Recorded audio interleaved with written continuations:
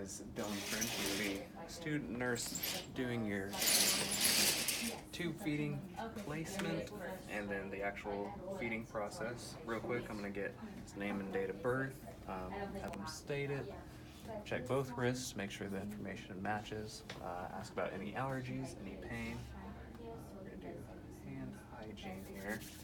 And now that we have allergies, their identifying markers all out of the way, I'm going to raise this to at least a working height.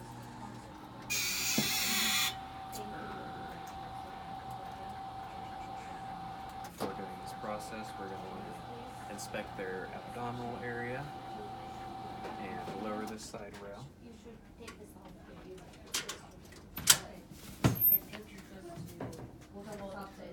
Alright, make sure it's okay to bring up the gown of the patient for the inspection part. So before we do anything, first part is just visually assessing the abdomen, making sure there's no pulsating, any type of abnormalities, wounds, and the next we would auscultate with a stethoscope in all four quadrants, listening for normal bowel sounds. We would then palpate, see if there's any type of tenderness or distension. It looks like we are all good to go. We'll lower the gown back down. And before we start now, we're good to start the procedure for inserting the feeding tube. So we're going to raise the head whenever we're doing the insertion, high Fowlers to about 45-degree range. Put it back to about 45 degrees. For the feeding itself, you want it to be about 30 to 45 degrees, so 45 meets both criteria. I'm going to set up my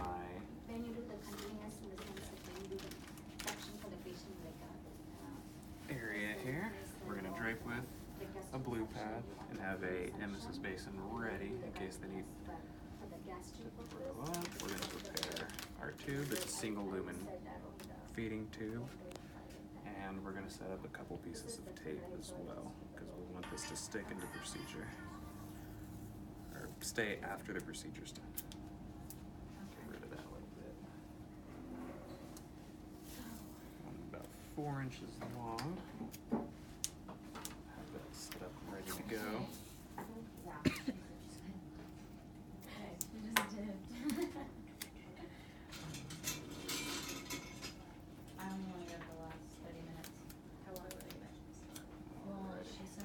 Also open up our lubricant jelly in preparation for the procedure and have our pH strip ready to make sure we are in the correct area. So we're going to do gloves now. As this procedure is clean, we don't have to worry about septic technique, but we need at least aseptic.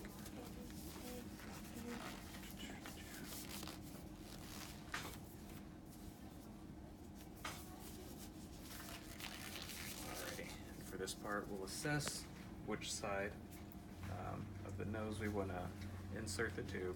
If there's any type of congestion, pain associated with either side, we want to avoid those. Whichever side they're breathing the most clearly from is usually the side that we'd want to go to. We would lubricate the tip of the feeding tube, first 2 to 4 inches.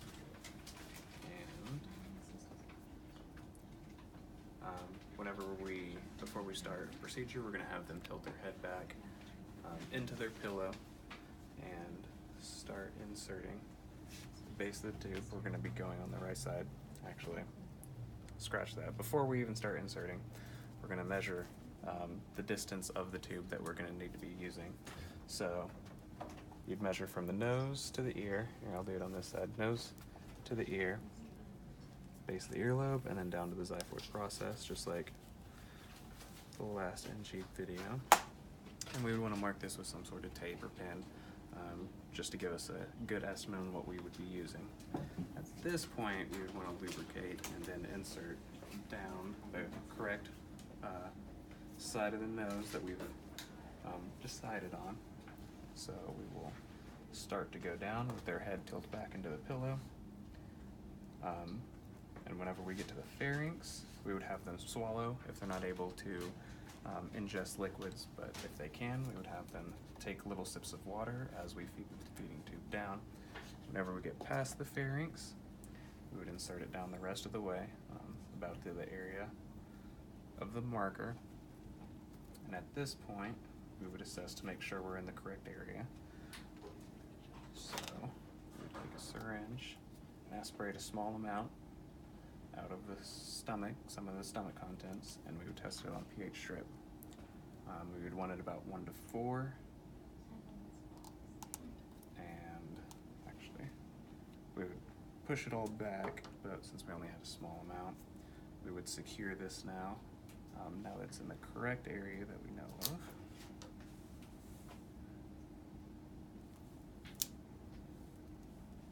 This is super long. Made this way too long. Probably would want to get a new piece of tape, honestly.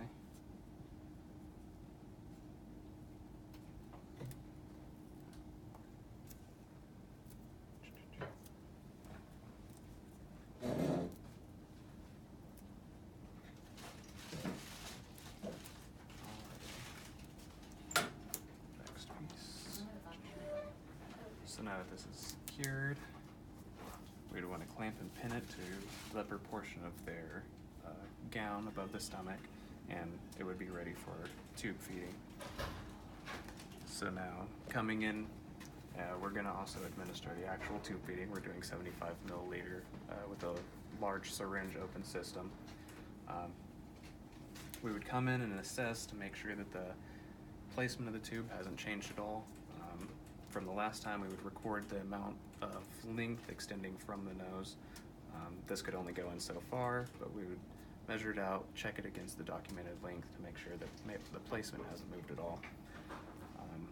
We would aspirate a small amount, and if you're unable to aspirate or the documented length has changed, or you can't get any specific readings for where the tube has been placed, you would then call in an x-ray to make sure it's in the correct area. So now that we know it's in the correct area, we can begin to measure the residual by pulling the amount from the tube until the stomach contents has been emptied. You would assess the color and consistency of the residual as well, and you would apply it back per facility policy, making sure to measure the amount. That part is probably the most important. So now we've measured the residual, we know the placement's correct, we would set up for tube feeding. So I'd put this back and clamp it to the person's gown and swap gloves before we prepare the formula for tube feeding.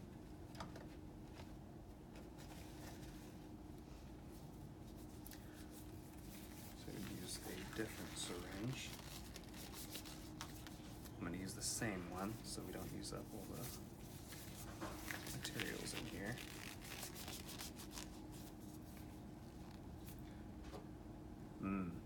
One part I forgot. So before actually starting the feeding process, you would also irrigate with 30 milliliters of solution. So while that's there, I would pull out 30 milliliters of the solution and irrigate the tube. This is after making sure that it's still properly placed. So we've irrigated it with the 30 milliliters of solution, and I would swap gloves again after that before messing with the tube feeding. But I'm not going to swap gloves again because I would feel like that's wasting. So now we've prepared the formula for the large syringe open system, and we would connect the syringe to the tube feeding and holding it up so you let it run into gravity. You never want to push it in, and you would pour the 75 milliliters, and as it runs through, level lowers, you would do it until you've given all 75 milliliters. As the last bit of the tube feeding begins to go in, you would then fill it again with 30 to 60 milliliters of irrigation solution and let that run in as well. After all contents has been run in, you would remove the syringe and you would reclamp the tube and pin it to their gown. And now that we were all done with the tube feedings, we would begin to clean our area. And one thing I also forgot to mention is PPE at the very beginning. Should have did that, but now that we're all at the end, tube feeding's placed, it's pinned. You would again assess how the patient tolerated the procedure, if there's any pain or discomfort, and we would put their positioning. You'd also leave the patient up at least 30 degrees for an hour after the feeding.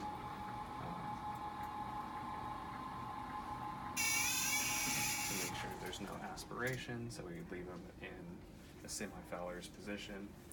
You would give them the call light, open up the curtains for privacy, as well as doing hand hygiene once again, seeing if they need anything else, and if they don't, our work here is done.